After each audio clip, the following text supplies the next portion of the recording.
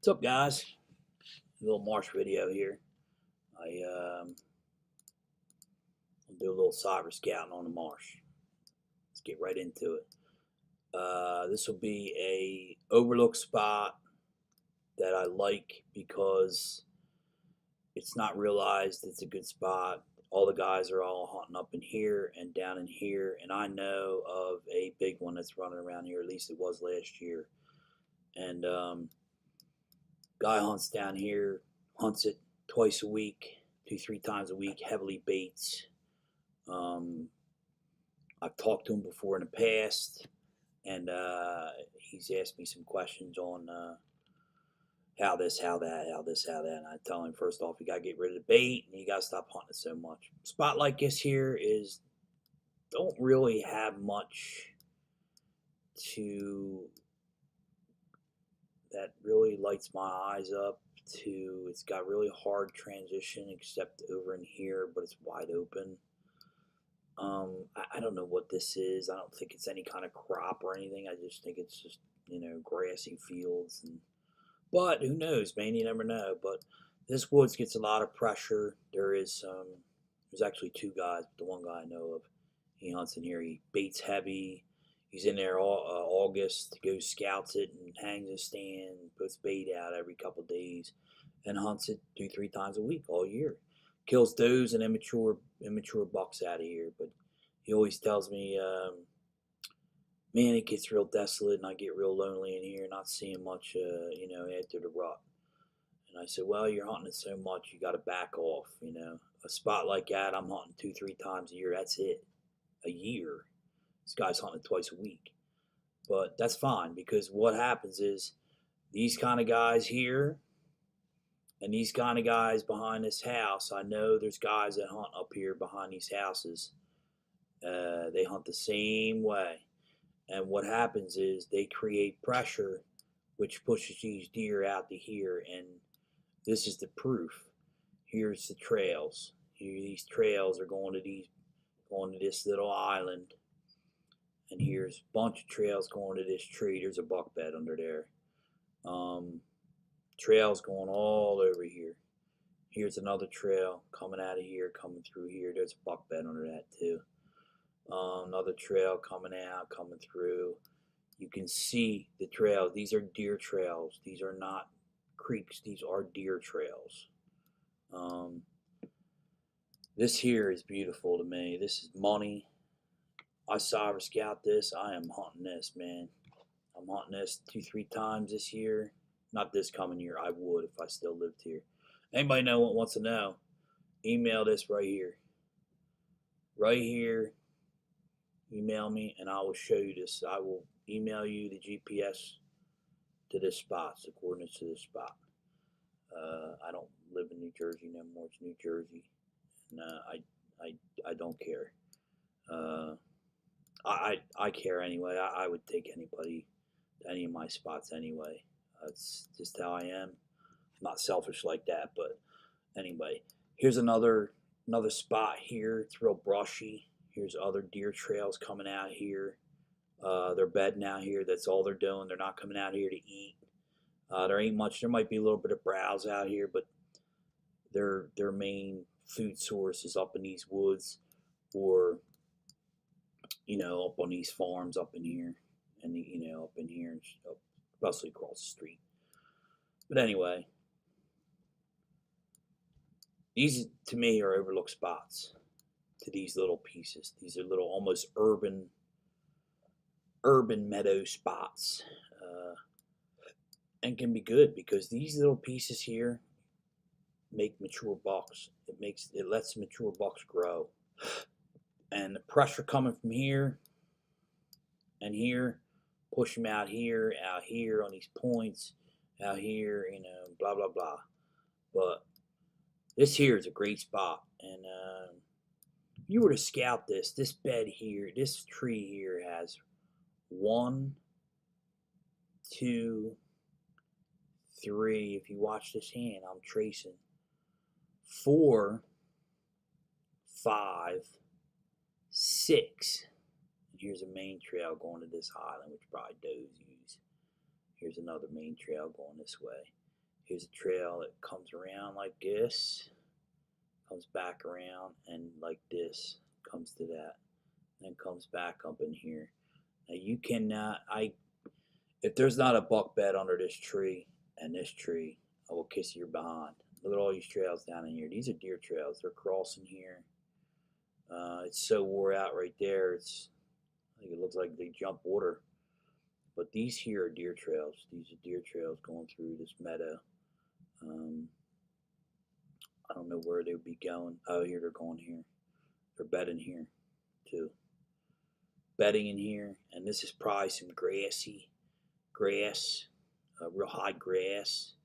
It looks like a tree there. It probably has a bed under there. I'll tell you what, now you go out and scout these little islands like this, you probably find dead deer on them from you that are 10 years old. You probably find horns, sheds that have been laying there gnawed on for years. But there's a buck bed under this, I guarantee it. Buck bed under this, I guarantee. There's probably deer bedding all over in here. To me, this is a rut. This would be a great all year bed, but this would be another great rut bed.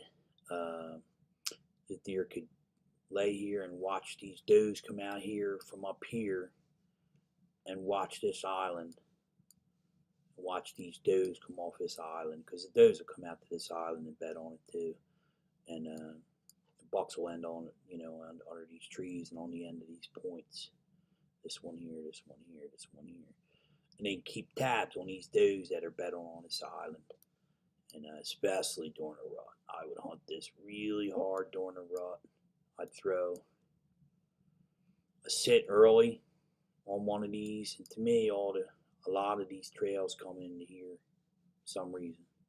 There's 1, 2, 3, 4, 5, 6, 7, 2 trails coming in here. You're gonna focus on this area. They're really coming in through this area for some reason. But anyway, there's gonna be bedding under these blowdowns. But this is how you do it, guys. This is how you look for it. You see this, all these trails going to this. It's that easy, and it's that easy, but it's super hard.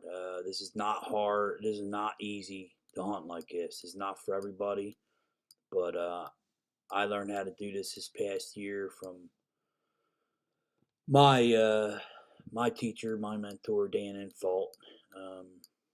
He, to me, is not an expert. He is an absolute master at this. And I'm just spreading the word like he does, man. I'm just sharing what I learned from him with you guys. And this is how you do it, man. But you got to put the time in. You got to be totally mobile doing this. You can't, like, set stands here and be successful on a consistent basis.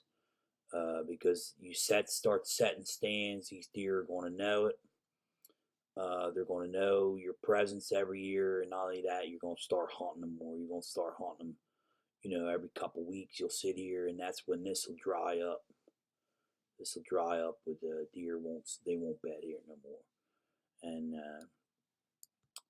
I almost guarantee this tree here and this tree here looks like 6 deer bedding underneath them. I bet you.